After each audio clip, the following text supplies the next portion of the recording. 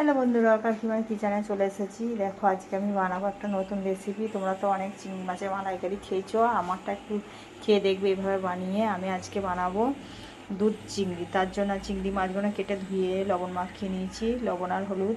আর এখানে আমি কটা কাজু আর একটু আদা আর পোস্ত আর সর্ষে আমি ভালোভাবে পেস্ট করে নেবো। দেখো মাছগুলো আমার ভালোভাবে ভাজা হয়ে গেছে। এবার আমি একটা পাত্রে ঢেলে রাখবো। এবার দেখো আমি কড়াইয়ে তেল দিয়ে দিয়েছি, দিয়ে দেবো একটা শুকনো লঙ্কা আর গরম মশলা।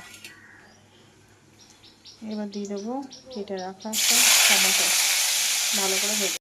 এবার দেখো আমি বেটে রাখা মশলাটা অ্যাড করে দিলাম।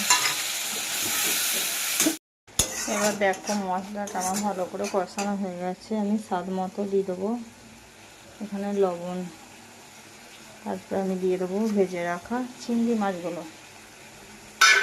এবার আমি একটা পাত্রে একটু দুধ নিয়ে নিয়েছি, এই দুধটা আমি এর সঙ্গে অ্যাড করে দেবো। আমার চিংড়ি মাছটা পুরো রেডি হয়ে গেছে, দুধ চিংড়ি। এবার আমি একটু নামাবার আগে ঘি অ্যাড করে দেবো।